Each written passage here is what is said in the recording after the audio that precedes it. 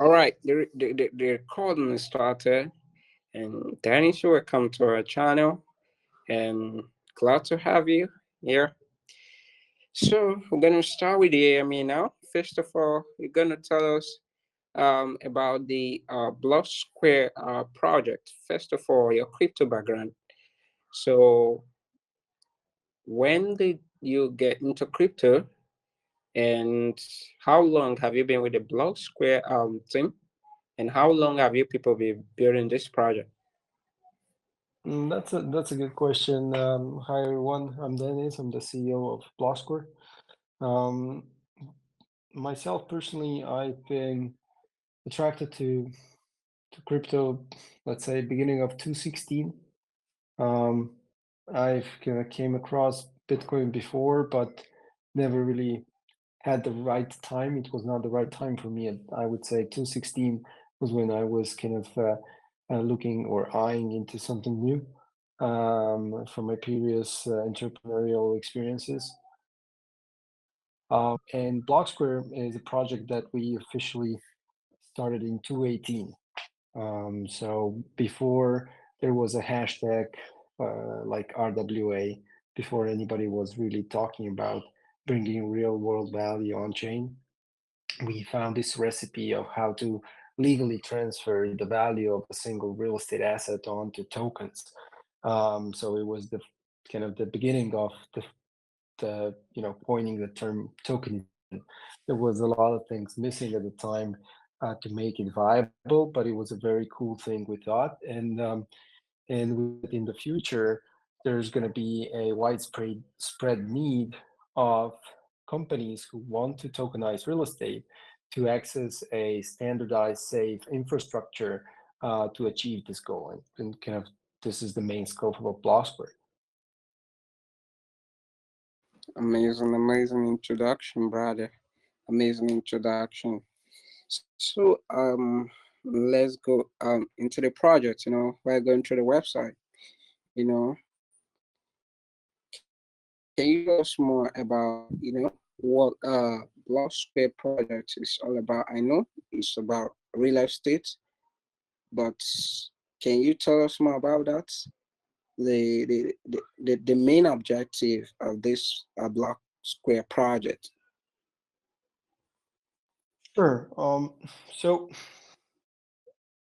we, as I mentioned, Blocksquare provides infrastructure. What it means is we provide tools for companies to be able to, offer tokenization, run a tokenized real estate marketplace under their own brand. And what this kind of infrastructure is creating is an ecosystem of marketplaces and real estate owners and investors on the other side who want to see real estate tokenization come to life, right? And they're looking for technological solutions. We're much more than just a tech provider. We also provide a lot of expertise in terms of legal compliance, and as well on through our ecosystem, kind of as well the community element that any company who's launching a new marketplace for tokenized real estate needs. So you could look at us as or in short terms, you could say we're a Shopify for tokenized real estate. All right.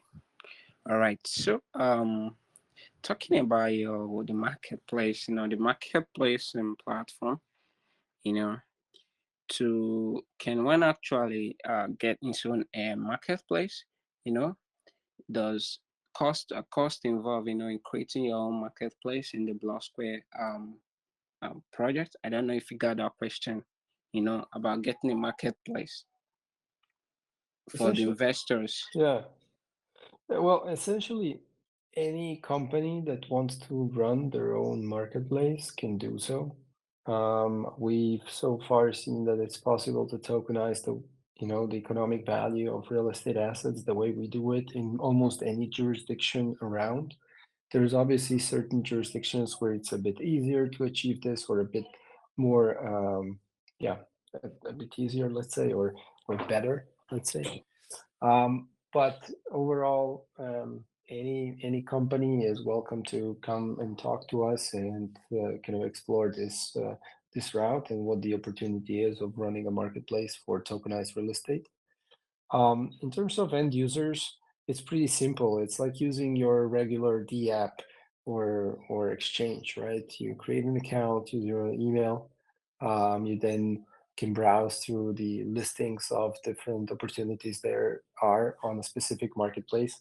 If you want to buy a token of a specific property, you do need to go through KYC and be kind of whitelisted, approved by the operator of the marketplace. And then once you buy into it, you're then able as well to trade on the secondary market for certain properties, as well as you are bound to receive revenues that are generated from that particular real estate asset. So you can build up a portfolio, and you could theoretically own and hold hundreds of properties in your portfolio, and in this way diversify and access an asset class that has been historically reserved to the very few.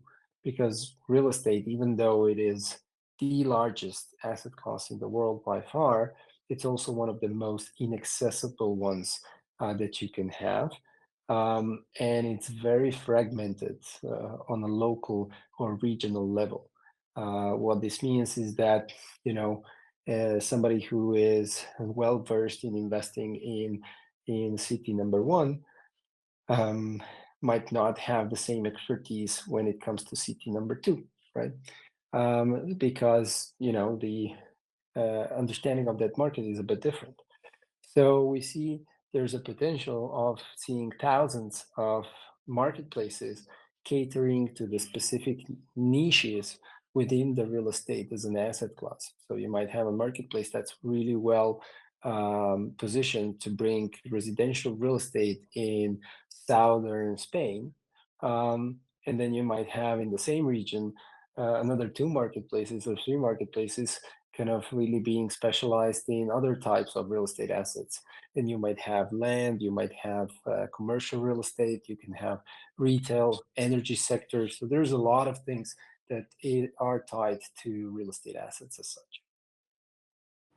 Absolutely, absolutely amazing, amazing explanation. So the Block Square project, who are your partners? You know, this is a very big project. It's been running for years.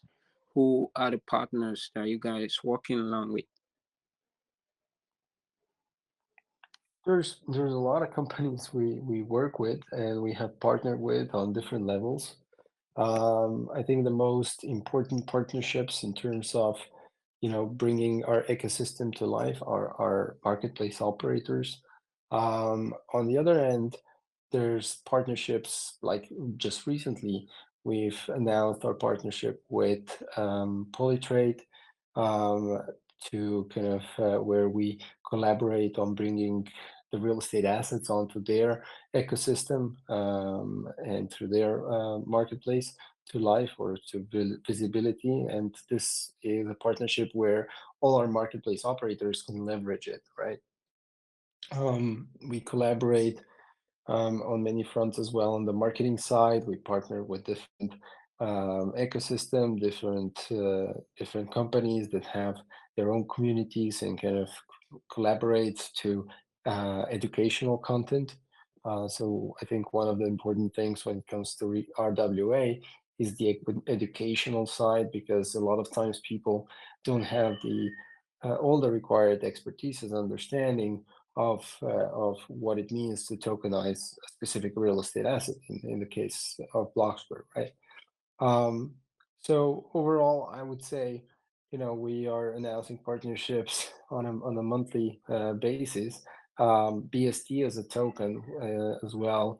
It's traded on several exchanges, so people can easily purchase it, I believe, and kind of start engaging with our community through Oceanpoint, which is our kind of DeFi bridge that enables our early community to get even more vested interest into what we're doing through staking and earning rewards and so forth. All right, all right. That was amazing explanation. And no, talking about those exchanges, from going through the docs, the Blocksquare docs. I see that you have like 9 exchanges for now. Do you have the plan of including more exchanges in the future for trading and buying and selling? Definitely. We kind of have as well so how we are building up the DAO, because Blocksquare on one side is a technology provider, and then overseeing some parts of it, there's a DAO, and this DAO has a governance board that kind of steers the DAO in a certain direction. Over time, we see it passing into full kind of decentralized governance.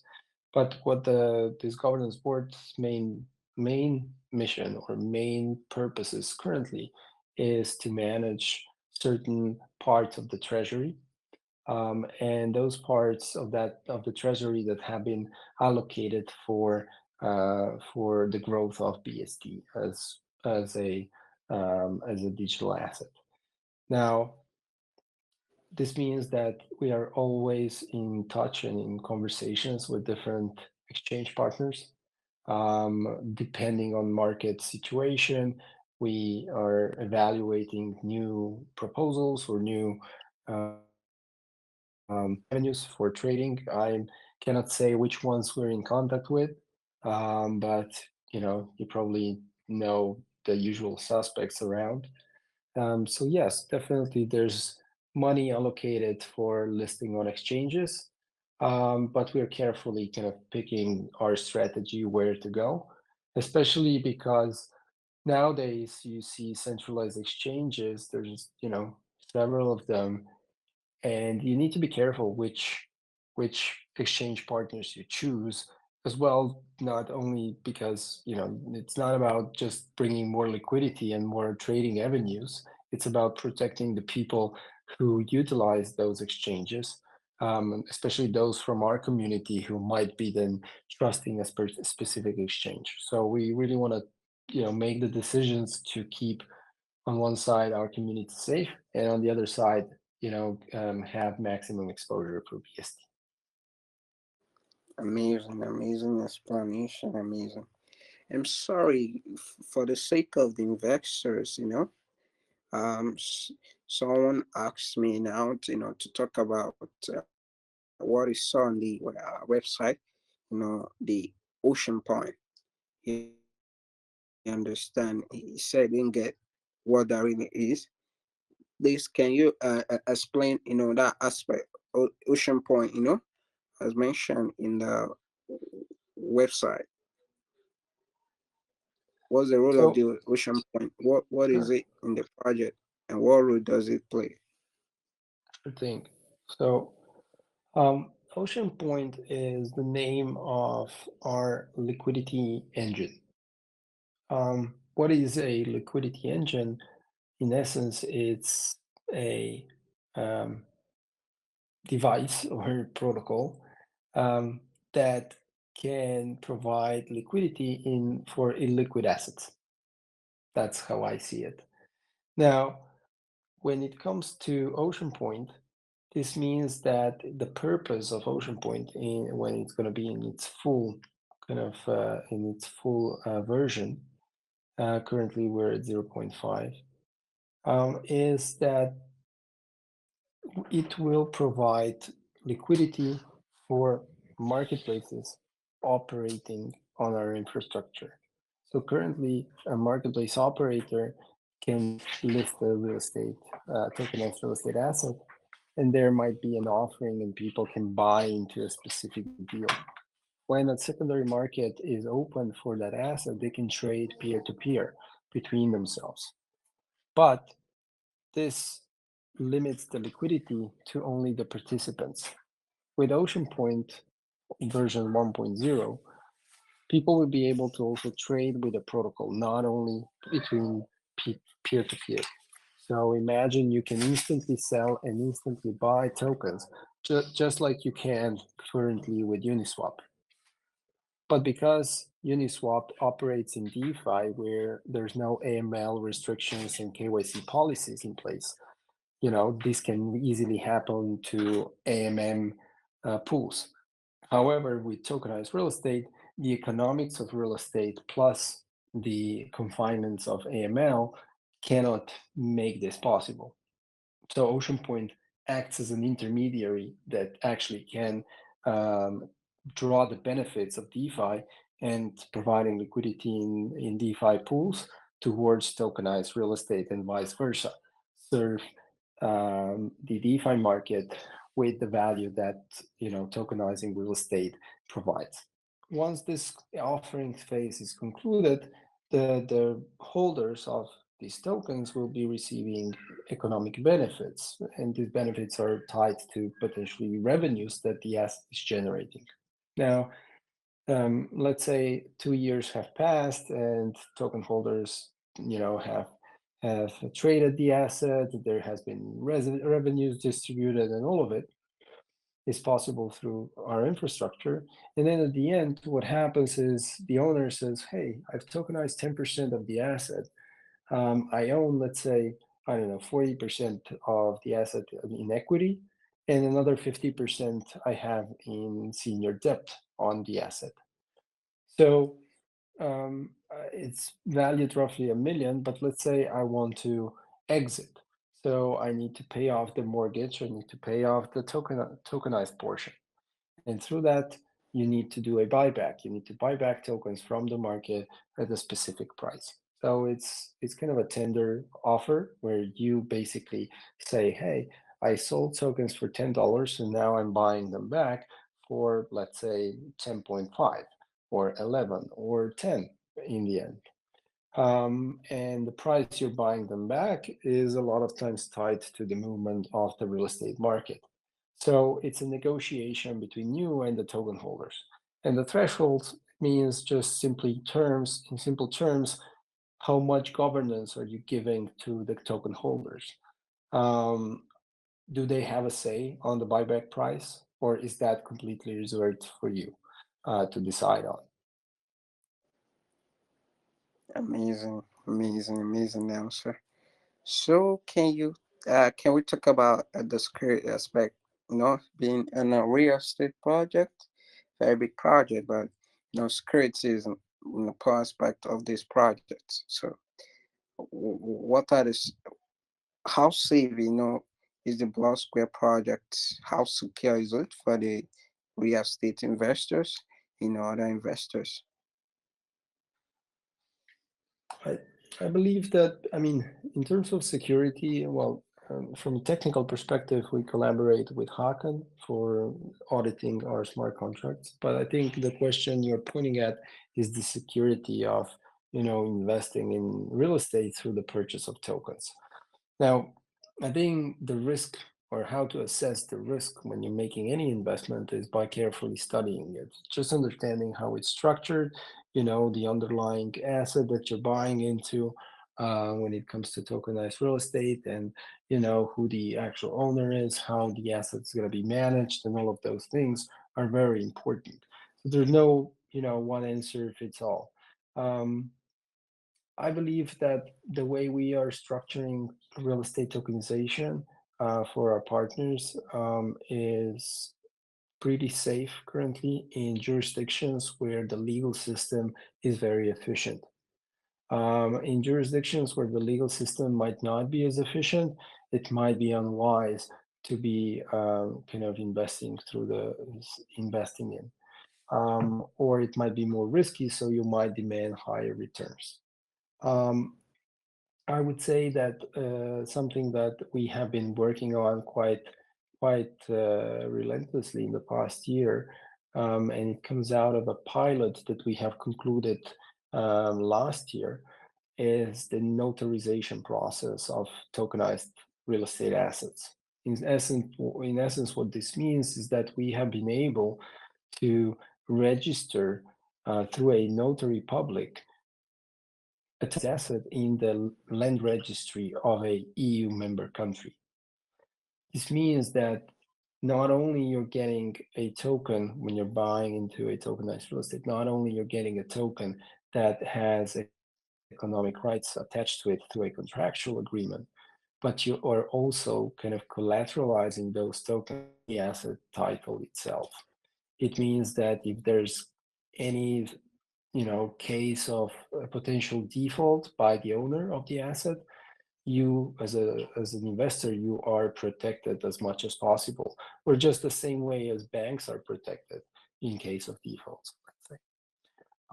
And this is something that we have piloted, not yet commercialized, but we are, working together with CMS Law, which is one of the largest and most knowledgeable law firms in Europe, to commercialize this process.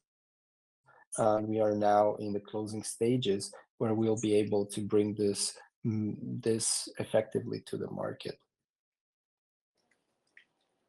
Amazing, amazing, Mr. Dennis. You go speaker. Yeah, you're slow speaker, but you hit the point. Thanks, bro.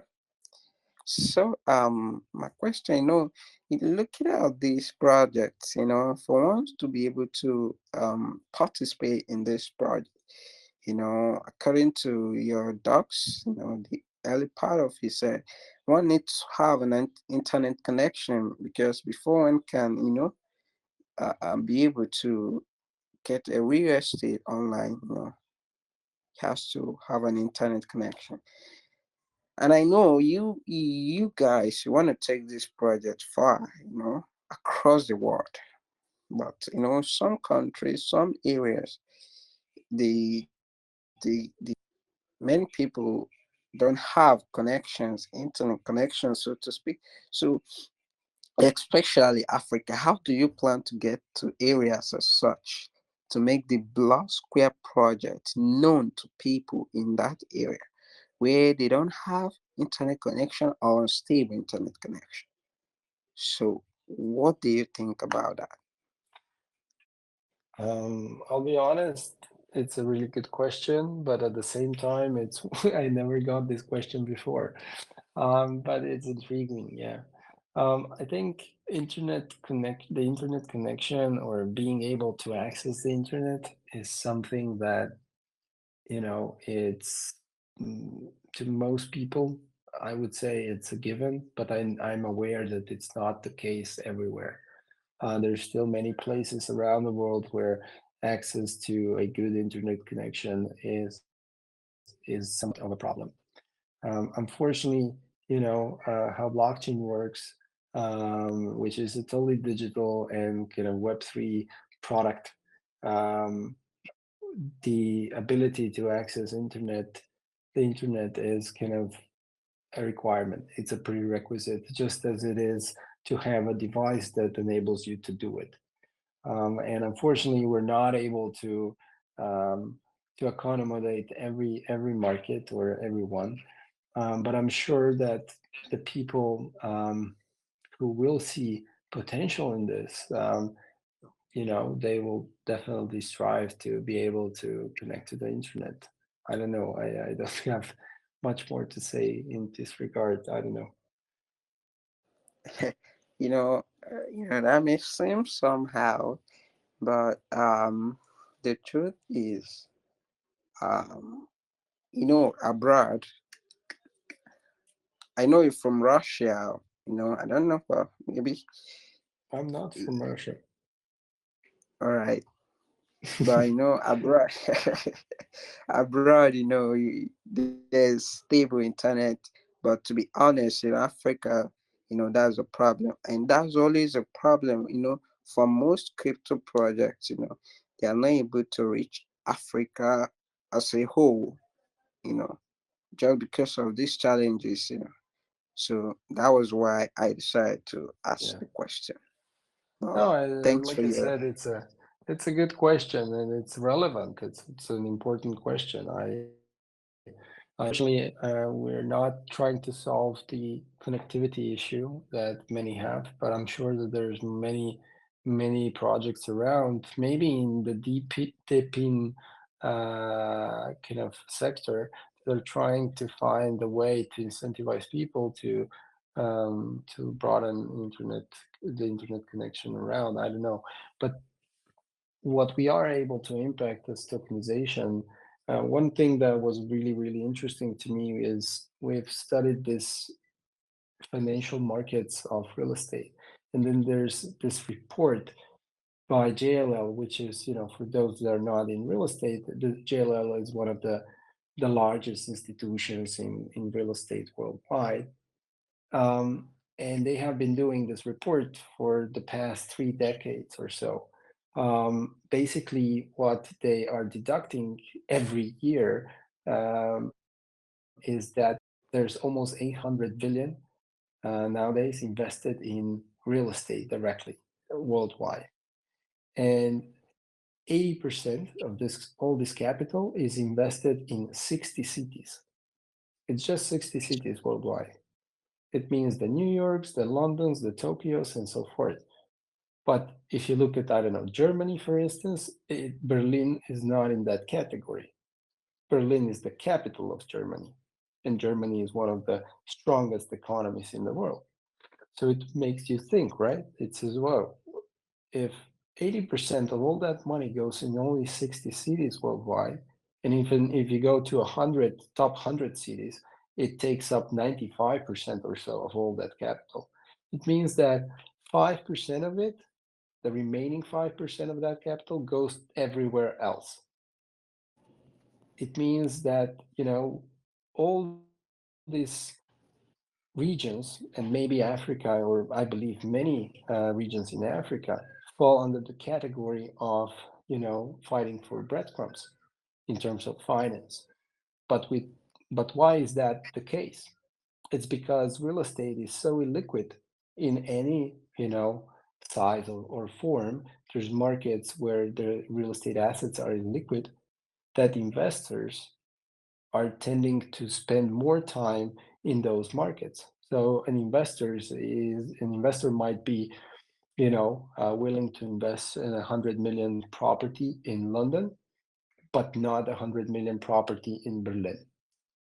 And the reason is illiquidity.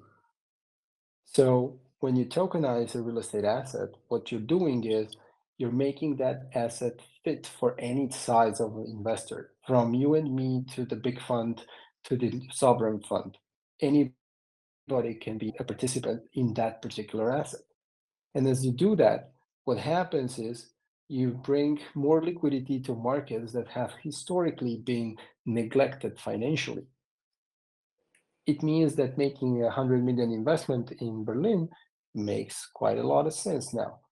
And obviously, we're not talking here of solving these problems, but if we go into a market where a 10 million investment in a good commercial real estate asset would be quite hard, like, Slovenia, where I come from, then tokenization makes even more sense because you can apply it really anywhere, and you can have investors coming into an asset class, into a region that's only, that has not been able to benefit from the financial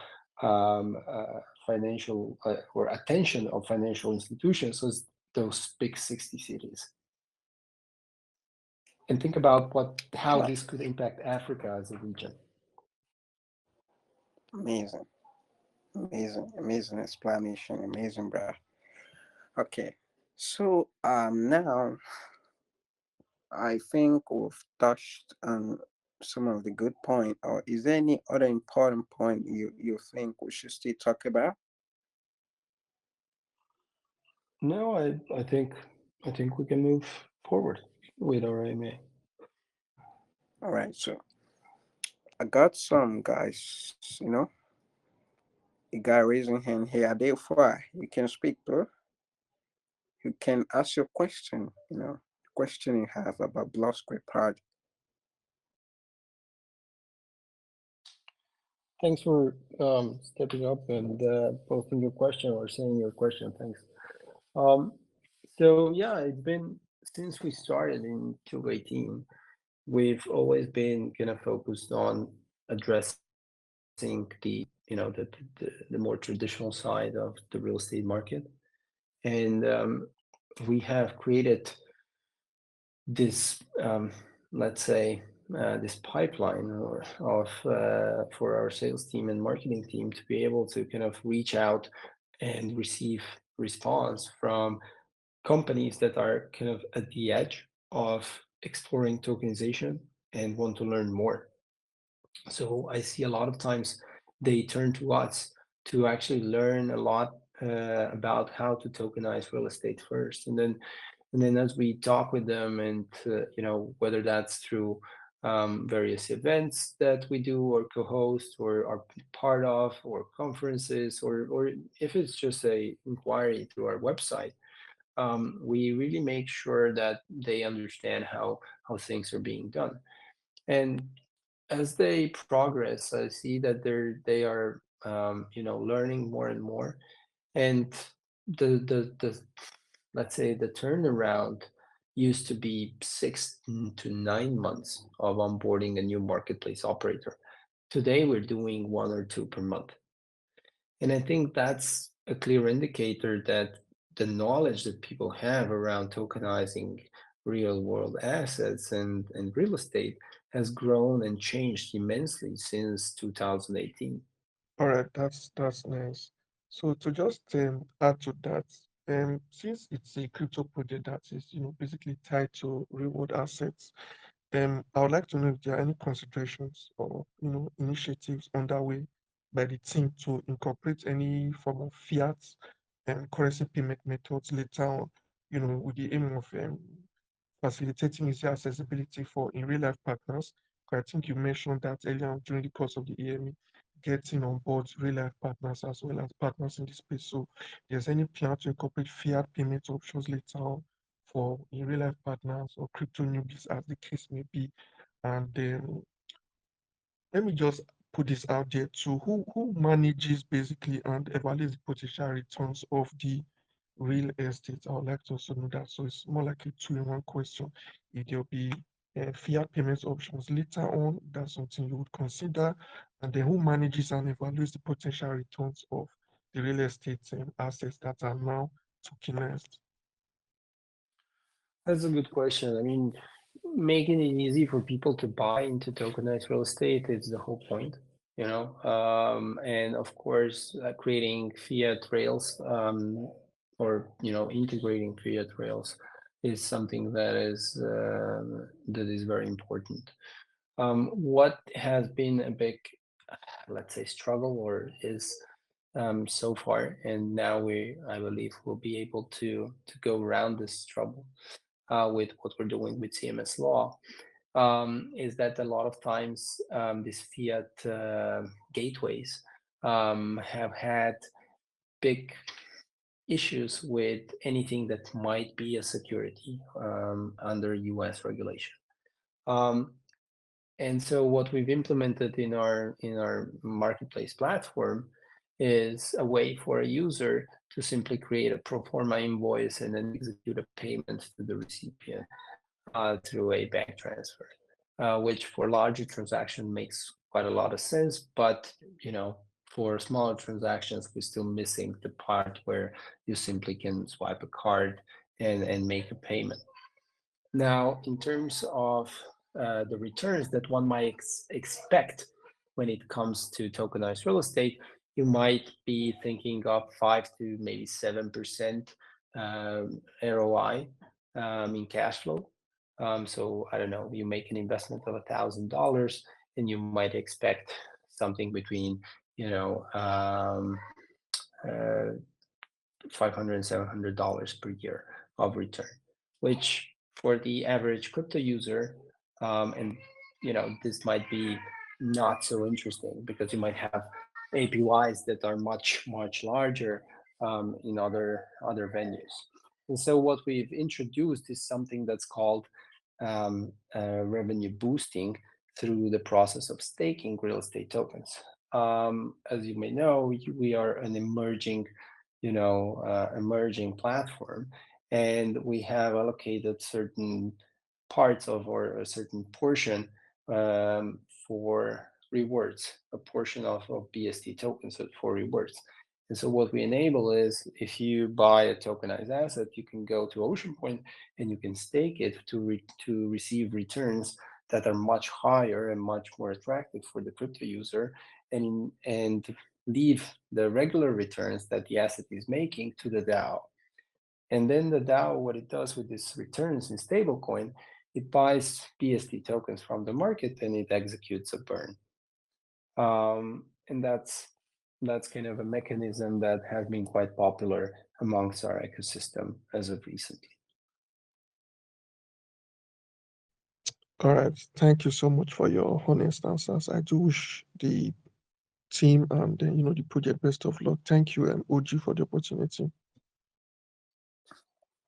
Thanks, Adi, for that good questions. Crypto Lord Amir Deliver. Hey, Eugene. Hey, Dennis. Can you hear me? What's up? Hi. Hey, I can hear you. Yeah, go ahead. Yeah, perfect. It's a nice project. I would say nice presentation from your end. The way you talked about the project is quite really interesting. There are a few questions on my end which I would like to ask. One, this question is kind of important to the community because we all know the community is one of the backbone of each project, which true. So my question about is for the community, what plans do you guys have for community in terms of community engagement? Because some projects come across like something like having a section weekly for discussion with community. Community have time to join questions, answer questions, quickly listen, stuff like that. And others will say, okay, let's give it like a giveaway for a weekly stuff in the community. That's kind of really perfect. So in terms of you guys, what plans do you guys have for community engagements? I would like to know. Components, bro. I completely I hope agree you get a with you. question. Yeah, I got the question. Thanks. I completely agree with you that community is one of the key components when it comes to kind of crypto projects. You need to give a lot of focus on the community itself, and we've started with a small, community cells, and then now we have, which by crypto terms, it's still a small community, of course, something around 4,000 holders, a bit more. And it doesn't seem like a big number, but this is not an inflated number. We're never working on trying to inflate numbers. We really want to, keep the metrics as real as possible.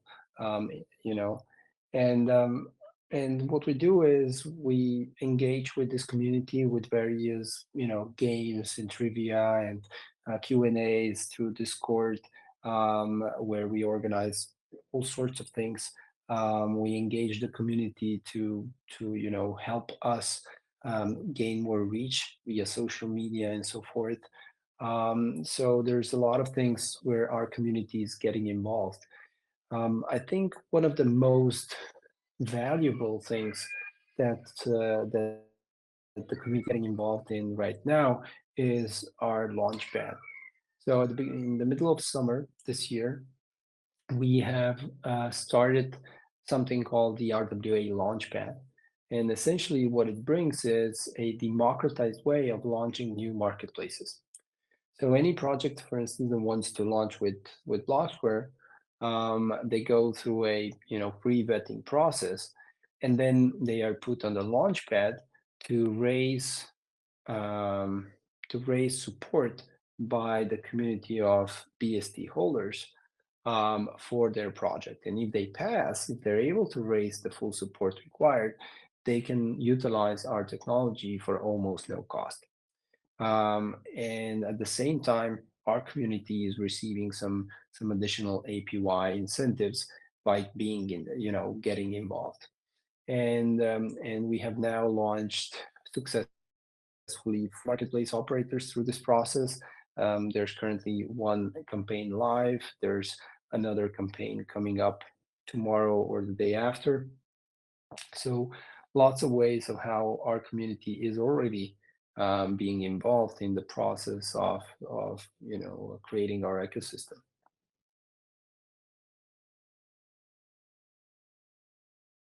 Okay, that is perfect, I will see. One last question from my end, but I didn't know if you talked about this area of aspect, which I know is also is kind of important. I just wanted like to show you to clarify this is about security. What plans do you have to secure investors' funds and like let the scammers out there not try to like want to scam these investors which you guys are bringing? What plan do you guys have to secure these investors' funds? Yeah, I'd like to know that. It's a good question. DeFi is always, and there's always a lot of scammers around, lurking around, to try to find the better. But I think, what we have built, it's all kind of Web3 first, self-custody. There's, this same way of how you engage and hold tokens on any wallet is basically the same principle here. Maybe it's enhanced because you do require, or you can go through KYC. So if for instance your wallet would be compromised and you would have a portfolio of tokenized assets there, we might be able to help you out, and at least retrieve that part of your holdings, while the part of holdings you might have in ETH or a stable coin, that's something that we would be able to help you with. Um, Also, our partners, so the system that we built, well, it's built on Ethereum, which is a permissionless blockchain. But what we've done is we created a permission system. So it's a system where only those who are given the admin rights can actually execute certain actions based on the rights received. And it means that any company that wants to operate a marketplace, we are going through a KYB process, and trying to establish who they are and so forth. When we are tokenizing an asset, we have a standardized process of onboarding, of asset onboarding, um, and and with the notarization process, when it's commercialized, we will also have a standardized way of securing the tokenized assets even further, for the benefit of the end users. So suppose NFT holder or the holder of your token have like the opportunity to make the decision of his land or like of his land to like to give someone else or do business over themselves without talking your project or accept your Mm. project. Okay. So I think I understand. Yeah, I thought I understood, but now I'm sure. So you're asking basically if you are the owner of the asset, is tokenizing the asset, and if they are selling or transacting the property in the real world with somebody else, right? So Exactly. exactly, right. And this is kind of, in simple terms, it could be regarded as, double spending in RWA, right? Where you have a real world asset, you're tokenizing it, you're, giving away the tokens, and then the underlying, you're trading it without the knowing of those who hold the tokens. And obviously this is something, bad, and you don't want that to happen. Now, that's why I mentioned earlier that the way we tokenize now real estate assets, it's really appropriate or safe to do so in jurisdictions where the legal system is very efficient. Obviously, we are aware that the legal system is not efficient everywhere.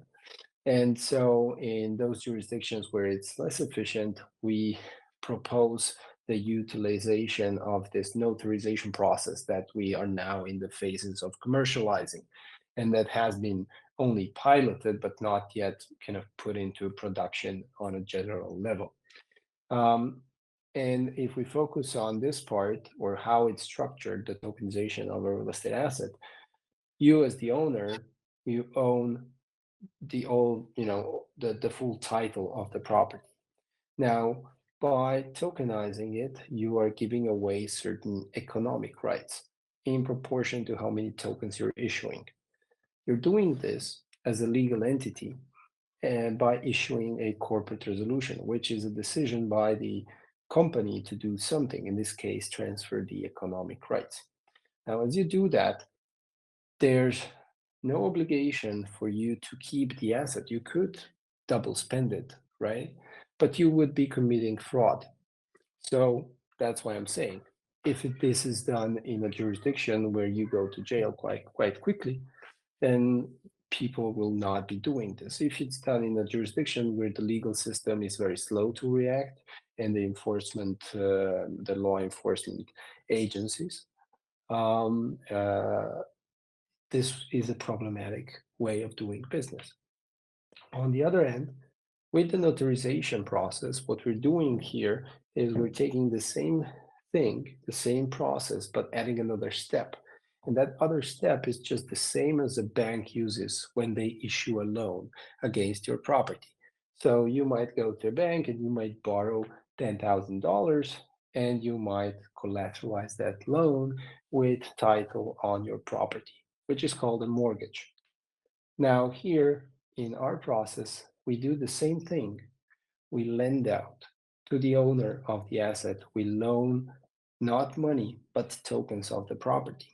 And here's the catch. Basically, it allows us to put a charge on the asset's title, securing the token holders through that process. And at the same time, requires the owner of the asset to buy back the tokens after they've sold them to the market in order to be able to get a discharge on the mortgage on their title. And without this discharge, they are not able to transact it. So that process is notarized and it's made official through that notarization process. And what it achieves is that the transfer of the real estate asset without consequences or positive consequences for the token holders is not really possible anymore. And that's why I'm really looking forward to us getting there and really commercializing it. As soon as we do that, there's probably hundreds of properties that we'll be bringing on to our ecosystem in a much easier way or much safer way than ever before. Oh, yes, got it, man. Thanks for your clarification and thanks, brother, for the opportunity. Really appreciate you, man. Thanks. Thank you very much for the question. Yeah, thanks, Dennis, and thanks, Ryan. So we're gonna close the AME. Before that, um, Mr. Dennis, do you have any words you want to say? Final words for close the AME? Um, Nothing special. I'd like to thank you and the team for organizing this AMA. It was a really good discussion. Thanks for those who stepped up and came with some interesting questions that I hope I brought some value to you guys, to your community. So that I know Blocksquare is a project. There's a lot to unpack. But once you start unpacking it, you see more and more that there's been things implemented with a very sound mind when it comes to finance, economics, and so forth. And what I really like to see is more people come to our community and bring this technology to wherever you are. We have something called the regional hubs. The regional hubs is a way for anybody to engage and become an ambassador, a regional ambassador.